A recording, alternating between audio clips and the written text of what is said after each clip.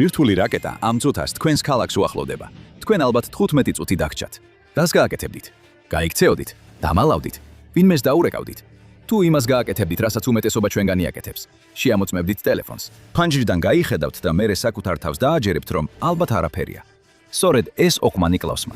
თქვენი ტვინი ისეა მოწყობილი, რომ უგულებელყოს შეუძლებელი საფრთხეები, მაშინაც კი როცა უკუთვლა უკვე დაწყებულია. ამას 7-ის წესი ეწოდება. ასე რომ მოემზადეთ, აიღეთ ბლოკნოტი და ყურადღებით იყავით. აი ესე უნდა გადარჩეთ ბირთვული აფეთქების დროს საათობრივად გარეუბანში. თავი პირველი, დილის 8 საათი და 7 წუთი, ერთი ტექსტური შეტყობინება. დევიდი დილას ადვილად არ იღვიძებს, რაც სამწუხაროა, რადგან სამშაბათს 8:07-ზე შესაძლოა სამყაროს დასრულებამდე 15 წუთი რჩება. უეცრად, მისი ტელეფონი ზუზუნებს. გამაყრუებელი განგაში ავსებს ოთახს. დევიდი ტელეფონს იღებს. ეკრანზე წერია: საპრეზიდენტო განგაში, ბალისტიკური რაკეტის საფრთხე მოახლოვებულია. დაუყოვნებლივ მოძებნეთ თავშესაფარი. ეს არ არის სწავლება. დევიდი ერთხელ კითხულობს, შემდეგ კი კიდევ ერთხელ. ეს ალბათ რაღაცა თაღლითობაა, ან ფარსი. ტელეფონზე მიღებული შეტყობინება უკვე მოძველებული ამბავ, ითიამბული ამბავია. FIMA-ს უსადენო საგანგებო შეტყობინების სისტემა, ანუ WEA, იგივე სისტემა, რომელიც გაფრთხილებთ უეცარი წყალდიდობებისა და ამბერის განგაშის შესახებ, სტანდარტული მობილური კავშირის გვერდისავლით გზამის გაფრთხილებებს. ის სრულიად იმუნურია ქსელის გადატვირთვის პიკების მიმართ. ეს არის 12 წუთი, რომლის განმავლობაშიც 3 შტატის მასშტაბით ანძები ერთდროულად ავრცელებენ ერთსა და იმავე საგანგებო შეტყობინებას. შედეგად, მილიონობით ტელეფონი ზუსტად ერთსა და იმავე წამს იწყებს განგაშის ხმას. და შემომავალი რაკეტები არ ელოდებიან ქსელის გათავისუფლებას. იმ დროისთვის, როცა დავითის ტელეფონი დაიზუზნა, ქობინი უკვე ნახევარ გზაზე იყო სამიზნემდე, დაახლოებით ხმის სიჩქარეზე 15 ჯერ სწრაფა. დავითს საუკეთესო შემთხვევაში 15 წუთი აქვს. ეხლა ის მეორე წუთზეა. მეზობლად, მისი მეზობელი გარი უკვე მასზე წინ არის. ან ასე ფიქრობს გარი. გარი კოვალსკი, 43 წლის, უკვე თითქმის 10 წელი ამ კონკრეტული მომენტისთვის ემზადება. მას თითოეული ოჯახის წევრისთვის აქვს საგანგებო ჩანთა, პრიორიტეტების მიხედვით ფერებად დაყოფილი, რა თქმა უნდა. მას აქვს ხელით დასატრიალებელი რადიო, 3 სათადარიგო გენერატორი, გაყინვით გამომშალი მზა, საკვები და ლამინირებული საგანგებო პროტოკოლის საქაღალდე. გარი ხედავს შეტყობინებას და უკვე მოქმედებაშია. მან თავისი სატვირთო მანქანა წინასწარ დატვირთა 72 საათის საგანგებო მარაგით, ტაქტიკური ფანრით და CB რადიოთი. მან 10 წლეული გაატარა იმ დღისთვის მზადებაში, როცა ყველაფერი დაინგრევა. პრობლემა ისაა, რომ გარი ემზადებოდა გადარჩენისთვის კოლაფსის შემდეგ და არა პირველ 48 საათში გადარჩენისთვის. ის 8-8-ზე ტოვებს საკუთარ ეზოს და გასს საჭერს. ამ დროს დევიდი ჯერ კიდევ ტელეფონზეა.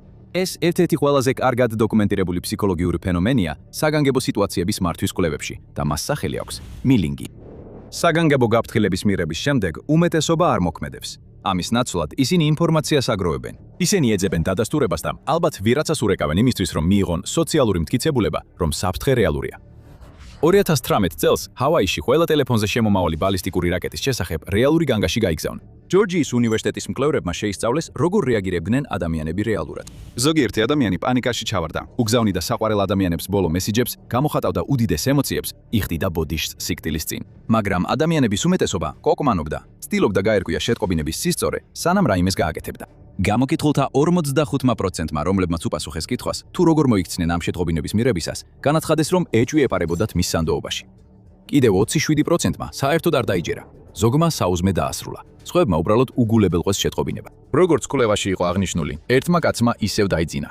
განგაში 38 წუთის განმავლობაში იყო აქტიური, სანამ შეცდომა გასტორდებოდა. ამ დროის განმავლობაში, როცა შტატის ყველა ტელეფონზე მართლაც შემაძრწუნებელი შეტყობინება იყო, ადამიანების ძირითადი რეაქცია იყო დაახლოებით ასეთი.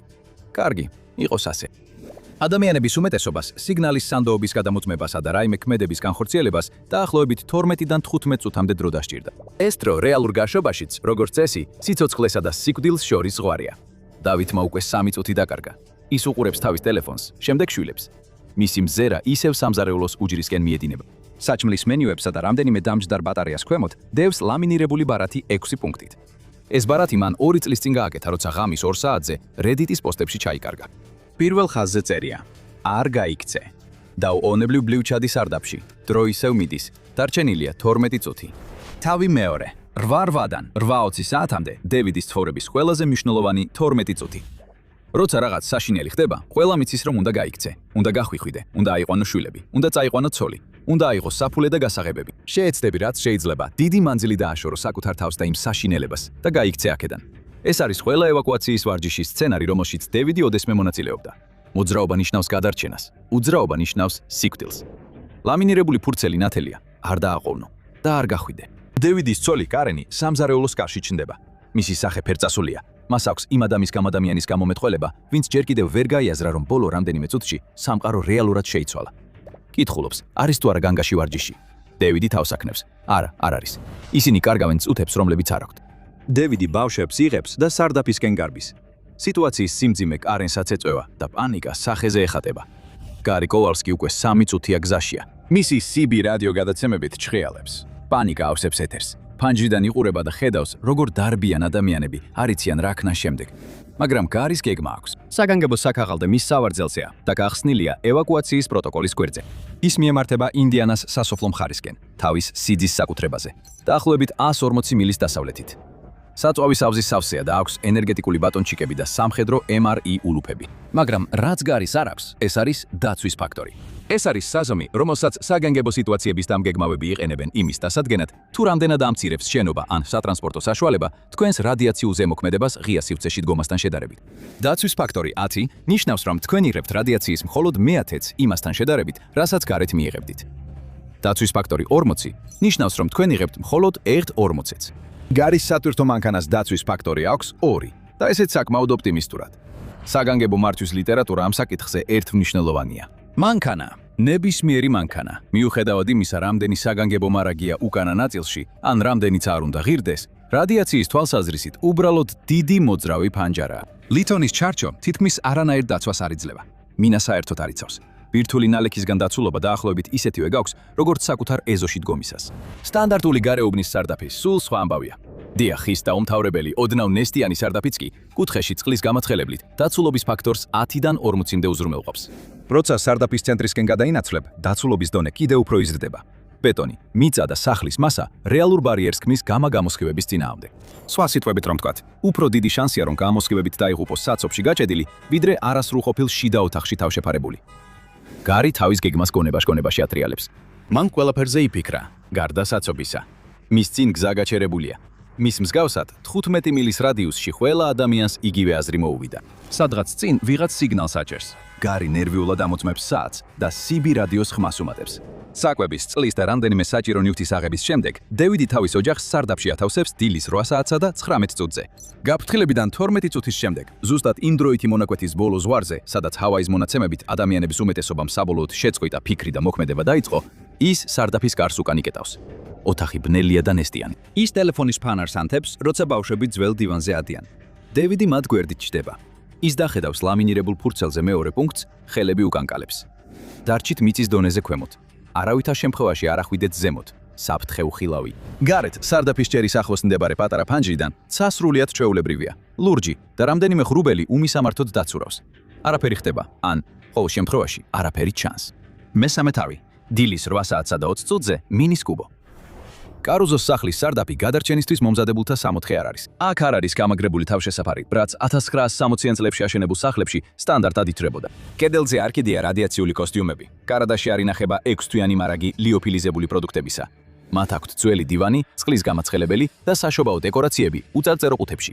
კუთხეში დგას თარო კონსერვებით, რომლებიც ქარენმა პანდემიის დროს პანიკაში იყიდა და შემდეგ დაავიწყდა. ახლა ეს მარაგი ოჯახის მთავარი საკვებია ცივილიზაციის ნამდვილი დასასრულის დროს.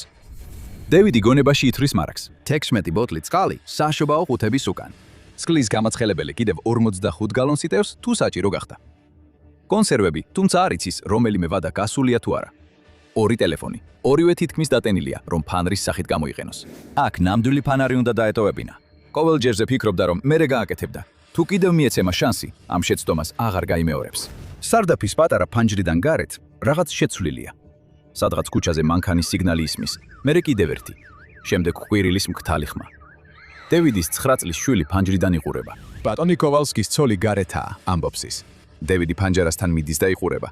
ლინდა კოვალსკი თავის ეზოში დგას ხალათით, ტელეფონი ხურთან აქვს მიდებული. ის ნელად რეალებს წრეზე, ან სიგნალს ეძებს, ან ვიღაცას ვინც ეტყვის, რომ ეს სინამდვილეში თბილისში არ ხდება.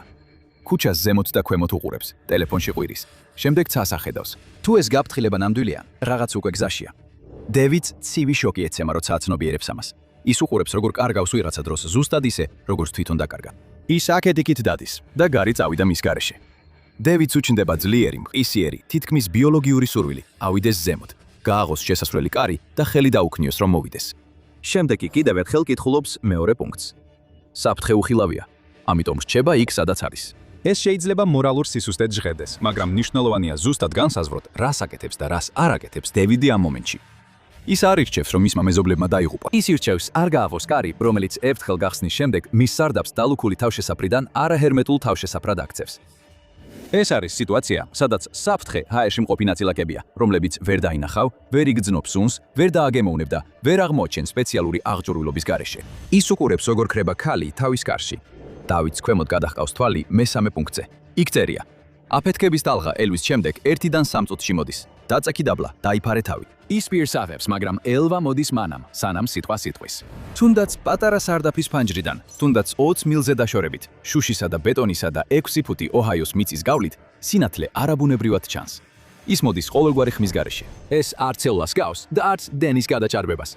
ეს სინათლე ყველგან ერთდროულად ჩნდება. სარდაფის ფანჯრის გარეთ ვიწრო ბალახის ზოლი თეთრდება, შემდეგ კიდევ უფრო თეთრდება და ბოლოს ისეთი კაშკაშა ფერი ხდება, რომ ადამიანის ტვინს მისთვის სახელიც კი არ აქვს. ეს ყველაფერი მხოლოდ 4 წამი გრძელდება და სარდაფში სიჩუმე რჩება. დევიდი დაბლა ეშვება და ყველას ეუბნება, რომ თავი დაიფარონ და დივნის უკან დაიმალონ. კარენი იწყებს შეპასუხებას, მაგრამ დევიდი კიდევ უფრო დაჟინებით მოითხოვს. ისინი გადაადგილდებიან და დევიდი საათს ამოწმებს და თვლას იწყებს. 90 წამი. ასე წერია მესამე პუნქტში. 90 წამი ელვარებიდან აფეთქებამდე თუ 20 მილი დაშორებაა. თუ კოლუმბუსი მოხდა, ისინი ამ რადიუსის შიგნით არიან. დევიდი 71-მდე ითვლის. ერთი წამით სახლში სიჩუმეა. შემდეგ კი ავარ. ცნების ცვლილება ხმაზე ნაკლებად, უფრო დარტყმითი კანკალივით მოდის. ის მიედინება სახლის საძირკვლით და ბეტონის იატაკზე ადის, სანამ დევიდის ფეხსაცმლის ძირებს, მუხლებსა და გუნკერტს არ მიაღწევს. წყლის გამაცხელებელი ხმაურობს. საშობაო დეკორაციების ხუთები თაროზე ირხევა. ზემოთ რაღაც ეცემა, ალბათ დერეფანში მდებარე წიგნების თარო. სარდაფის ფანჯრის ბოლო გაბზარვის შემდეგ ოთახი ისევ ჩუმდება. რამდენიმე მილით მოშორებით, გარის სატვირთო მანქანა საცობში მიტოვებულია. CB რადიოში ჯერ კიდევ ისმის პანიკის ფრაგმენტები. გარი მიხვდა, რომ გაჭედილი იყო, რომ სიძესთან ვერ მივიდოდა. ამიტომაც ისიც ისე მოიქცა, როგორც ყველა დანარჩენი. გადავიდა მანქანიდან. ხალხი ხვირის და მანქანებს შორის ბიძგით მიიწევს. მძღოლები თავიანთ მანქანებს ტოვებენ. გარი კიდევ ერთი ადამიანია, რომელიც შიშსა და ინსტინქტს შორისაა გაჭედილი.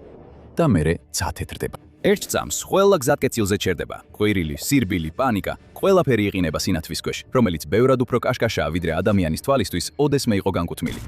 გარი ქალაქისკენ იყურება. ცეცხლისა და კვამლის სვეტი ცაში ადის. სამყაროს დასასრული, რომლისთვისაც წლები ემზადებოდა, უკვე დადგა. მაგრამ მომზადებული ნივთები სატვირთოშია. საგანგებო საქაღალდე ჯერ კიდევ გახსნილია მგზავრის სავარძელზე. მარაგები ისევ უკანა ნაწილშია ჩალაგებული და გარი ზუსტად იმ ადგილას დგას, სადაც მისი გეგმა უკრძალავდა ყოფნას. გარეთ ის სინათლისკენ იყურება. სარდაფში დავითმა თავი ასწია. ის თავის ოჯახს უყურებს, რომლებიც ძველი დივნის უკან არიან ჩაკვეხილები. მისი ქალიშვილი ემა დედას ძლიერად ეკურის.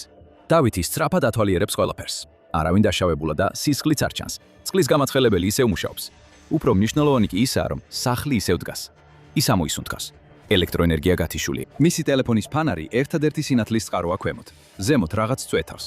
შეიძლება მილი იყოს ან სახურავის პანჯარა. ის სარდაფის ფანჯრიდან იყურება გარეთ. სა ისევ ლურჯია, მაგრამ ჩიტებს ჩიკ-ჩიკი შეუწყვეტიათ. დავითს მეოთხე პუნქტზე გადაჰყავს თვალი, სადაც წერია: ეს ჯერ არ დასრულებულა. რადიოაქტიური ნალექის ღრუბელი მოდის. არ გააღოთ არც ერთი კარი ან პანჯარა. ეს ყველაზე მნიშვნელოვანი წესია. დავითს გული უძირება, რადგან იცის, რომ ეს მხოლოდ დასათვისია. ეხლა მათ უნდა დაიცადონ. თავი მეოთხე. დილის 8 საათი და 23 წუთი, 7 საათი. სახლი ჯერ კიდევ დგას, რაც ნებისმიერი გონიურული საზომით კარგი ამბავია. დავითმა იცის, რომ ეს კარგი ამბავია. მისი ტვინი სწორად აღიქვამს ამას, როგორც კარგ ამბავს. და მაინც ბირთვული აფეთქების გადარჩენაში რაღაც ღრმად დაუკმაყოფილებელია. რადგან ის ნაწილი, რასაც ყველა წარმოიდგენ, ცეცხლის ბურთი, მყისიერი განადგურება, 2 წუთზე ნაკლებ დროში მთავრდება. რაც შემდეგ მოდის, თუ ეპიცენტრიდან საკმარისად შორს ხარ, არაფრით გამორჩეულია და სწორედ ეს არის მახე.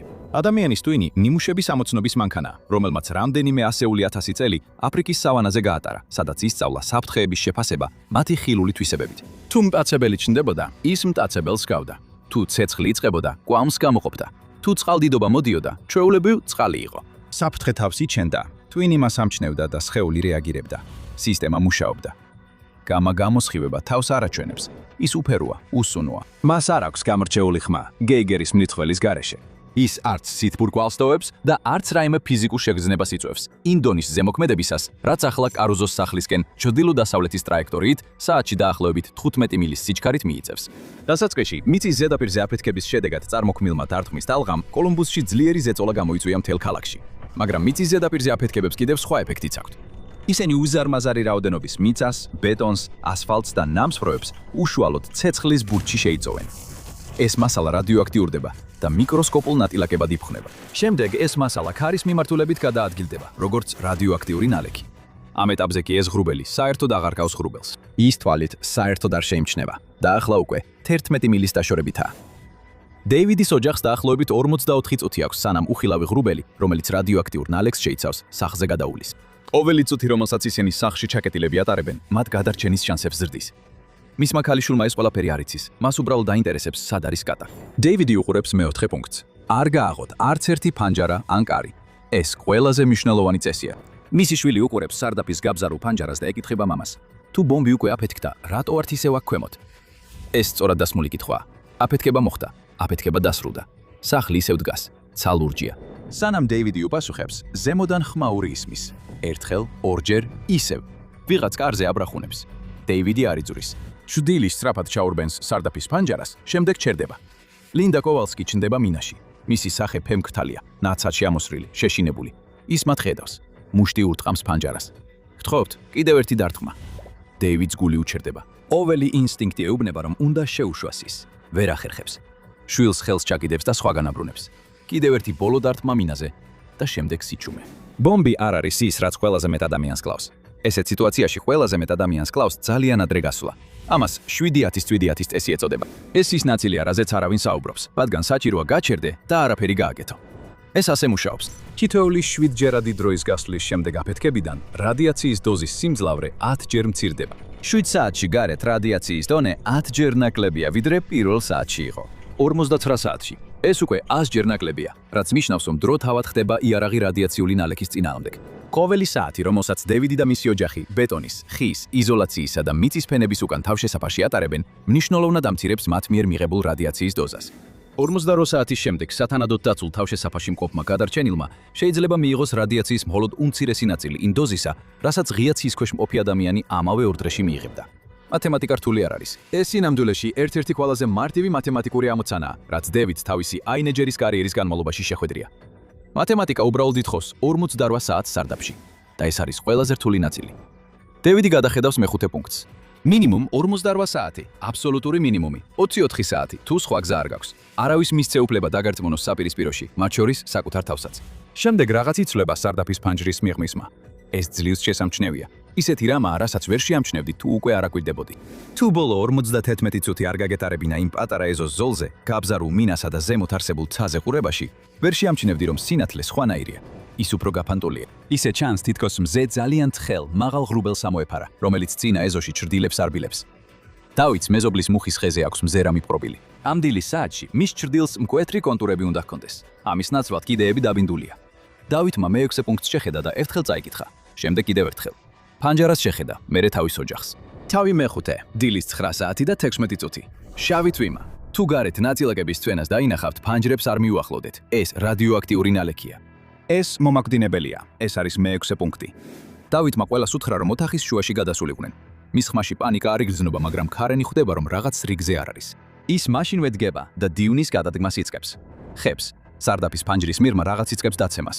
მას აქვს იგივე ზარმაცი მიმართულების გარეშე მოძრაობა როგორც თოლს, იგივე გულგრილობა მიზიდულობის მიმართ. ის ფერფლის ფერისაა, წვრილი ქვიშის ტექსტურისა და ნაზად ეშვება კარუზოს სახლის წინ ბალახზე, ლინდა კოვალსკის მანქანის სახურავზე, სარდაფის ფანჯარაზე დატოვებულ მის ხელის ანაბეჭდებზე.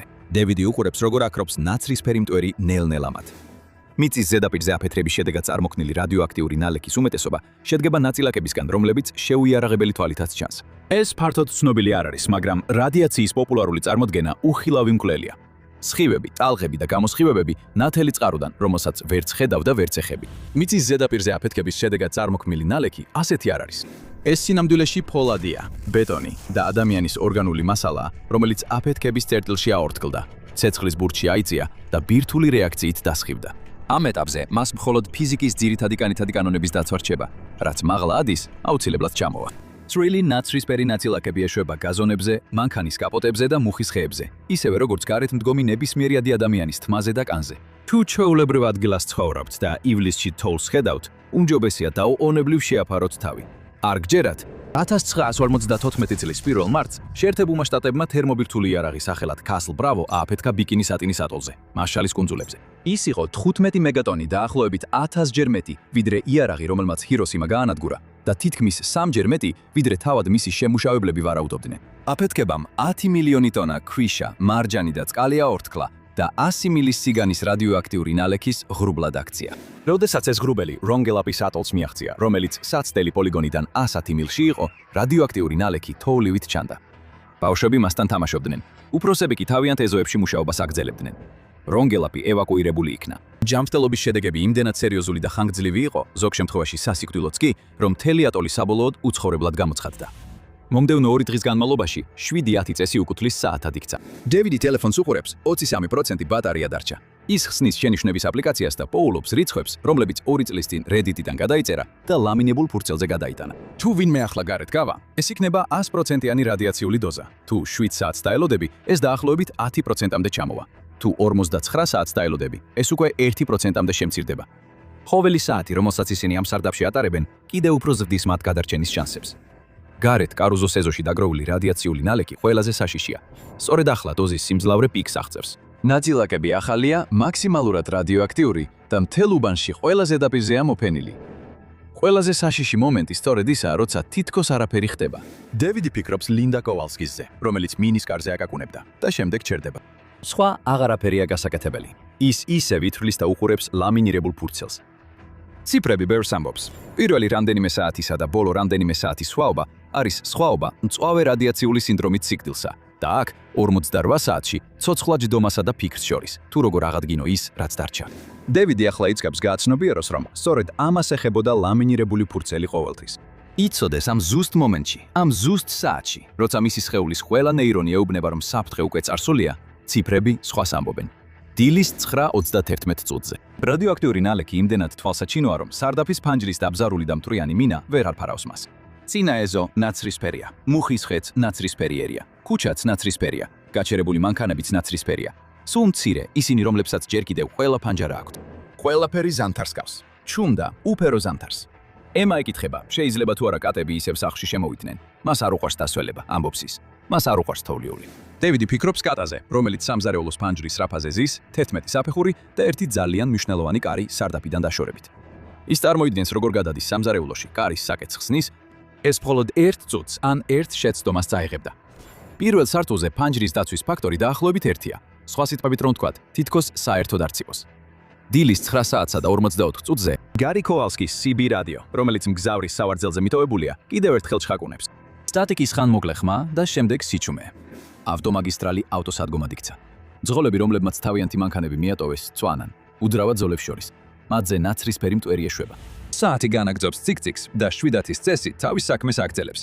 მე-6 თავი. დილის 9 საათსა და 16 წუთზე 48 საათი. რადიოაქტიური ნალექი 6 საათის განმავლობაში წვივა.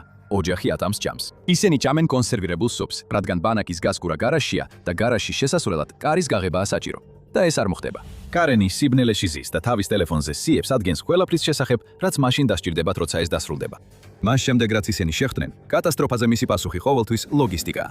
სადღაც 3 საათზე დევიდი იწყებს გარი კოვალსკიზე სხვანაირად ფიქრს. იმ დილით გარი უფრო გაფრთხილების მაგალითს გავდა იმ კაცს, რომელმაც 10 წლეული გაატარა სამყაროს დასასრულისთვის მზადებაში. და ახლა დევიდი ასე დარწმუნებული აღარ არის. გარი რაღაც ისეთი გაიგო, რაც თითქმის არავის ესმოდა. საფრთხე ბომბი არ იყო, არამედ ყველაფერი, რაც მის შემდეგ მოდიოდა. დევიდი ფიქრობს ლინდაზე, მის ხმაზე სარდაფის ფანჯრის მიღმა, იმ მეზობლებზე, რომლებიც ვერ ჩასულან მიწის ქვეშ. და შემდეგ ფიქრობს იმაზე, რაც შემდეგ მოხდება. კარუზოები სამყაროს დასასრულისთვის მომზადებულები არ იყვნენ. ისინი გადარჩენის ექსპერტები არ იყვნენ. მათ უბრალოდ 6 პუნქტი ჰქონდათ, ერთ ლამინირებულ ფურცელზე. საბოლოოდ გეგმა ერთ უჯრაში ეტეოდა. ზოგჯერ ეს საკმარისია. გარის მომზადება მას სრული თავდაჯერებულობა მისცა იმ ერთ გადაწყვეტილებაში, რომელიც ყველაზე მეტად შეიძლებოდა მომაგდინებელი ყოფილიყო მისთვის. მანქანით ევაკუაცია უფრო სახიფათოა, ვიდრე სარდაფში თავშესაფარში ყოფნა. აფეთქებიდან 6 საათის შემდეგ ის ზღვარი, რომელიც დილის 8 საათსა და 7 წუთზე დაიწყო, უკვე უხილავი აღარ არის. ის უკვე რეალურ სამყაროშია. მაღალი დოზის რადიაციულ ზემოქმედებაზე პირველი საათების განმავლობაში იწყება პროდრომული სიმპტომები: გულისრევა, ღებინება, დიარეა, სისუსტე, დაღლილობა. ვინც გარეთ აღმოჩნდა რადიაციული ნალექის პერიოდში, ვინც ზედმეტად დიდხანს დარჩა, ან მანქანით ევაკუაციას ცადა და გაიჭედა, ახლა სხეული ამ გადაწყვეტილებებისთვის პირველ ანგარიშებს აგზავნის. მწვავე რადიაციული სინდრომის ყველაზე სასტიკი ნაწილი ისაა, რაც შემდეგ მოდის. საწყისი პროდრომული სიმპტომების შემდეგ დგება ლატენტური ეტაპი, როცა პაციენტი გარეგნულად ჯანმრთელად გამოიყურება და თავს კარგად გრძნობს. რამდენიმე საათიდან რამდენიმე კვირამდე, შემდეგ კი კვლავ მძიმე დავადდება. სხეული თითქოს აღდგება, ადამიანები თავს უკეთ გრძნობენ, გეგმებს აწყობენ და შემდეგ სრულად უწევთ საფასურის გადახდა. ეს ახლა დავითის პრობლემა არ არის. დავითის პრობლემა დეკონტამინაციის საკითხია. ქარენმა იკითხა, რა მოხდება თუ მათ ზემოთ ასვლა და შემდეგ უკან ჩამოსვლა დასჭირდებათ. პასუხი არის: საპონი და წყალი. სანამ ხელახლა შევა, უნდა გაიხადოს ზედა ტანსაცმელი, დაიბანოს შამპუნით, არა კონდიციონერით. ქარენი გაკვირვებით უყურებს მას. დავითი უხსნის, რომ თმის კონდიციონერები შეიცავს ნაერთებს, რომლებიც რადიოაქტიურ ნაწილაკებს პირდაპირ თმის ღერებზე აკრავენ.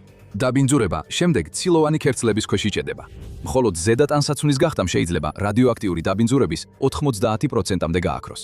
ეს იმდენად მარტივი და ეფექტურია, რომ მუდმივად აოცებს ადამიანებს, რომლებმაც წლები და ათასობით დოლარი დახარჯეს სწორედ ამ სცენარისთვის მოსამზადებლად. ზუსტად 24 საათის შემდეგ დანგაშიდან დევიდი პირველად ადის სარდაფის კიბეებზე მარტო. ბავშვების ძინავთ. ქარენი არ ცდილობს შეაჩეროს იგი. მკთალი ნაცრისფერი განთიადი ჟონავს გატეხილი ჟალუზებიდან და აჩვენებს იმას, რაც დარჩა. სამზარეულო დანგრეულია. სამხრეთ-აღმოსავლეთის ფანჯარა აღარ არის. მინა ყველა ზედაპირზეა მიმოფანტული. თხელი ფენა ნაცრისფერი მტვრის აფარავს დახლებს. ციგნების თარო დერეფანში პირქვია დამხობილი, ზუსტად იქ, სადაც მან იწინასწარმეტყველა. რადიო დახლზე გათიშულია. შიგნით დარჩენამ 48 საათის განმავლობაში დავითის ოჯახის საერთო რადიაციულ ზემოქმედებას დაახლოებით 99%-ით შეამცირა, გარეთ გატარებული პირველი საათის ზემოქმედებასთან შედარებით. მათ გადარჩენისთვის არც ბუნკერი დასჭირდათ და არც დეტალური გადარჩენის სახელმძღვანელო. ჰიროსიმას აფეთქების ორივე ცნობილი გადარჩენილი, რომლებიც ჰიპოცენტრთან ყველაზე ახლოს იყვნენ, გადარჩნენ იმიტომ, რომ მიწის ქვეშ დაცულ ბეტონის სარდაფებში იმყოფებოდნენ. ყველაზე ახლოს მყოფი ცნობილი გადარჩენილი მამაკაცი სახელად ეიზო ნომურა გაძლიერებული ბეტონის შენობის სარდაფში იმყოფებოდა, რომელიც ნულოვან წერტილიდან სულ რაღაც 500 ფუტის მანძილზე იყო. ის 84 წლამდე იცოცხლა. მას საგანგებო ევაკუაციის ჩანთა არ ჰქონია. მას სარდაფი ჰქონდა და იღბალი, რომ იქ აღმოჩნდა, ზუსტად ისე როგორც დავითს და მის ოჯახს. დავითი კიბის თავზე საშრობ კარადაში პოულობს კატას, რომელიც დაახლოებით წინა დილის 8:22-დან თავის პირად ბუნკერად აქცია ეს ადგილი. კატა როგორღაც სრულიად კარგადაა, გარეთ კი სამყარო კარგად არ არის. ეხლა უკვე იცით, როგორ გადარჩეთ ბირთვული აფეთქების დროს, მაგრამ რა მოხდება თუ რადიაციულ ნალექში აღმოჩნდებით? გაიგეთ რა ემართება თქვენს სხეულს ვიდეოში რადიაცია, სიკვდილის ყველაზე ცუდი გზები. ან უყურეთ ამას.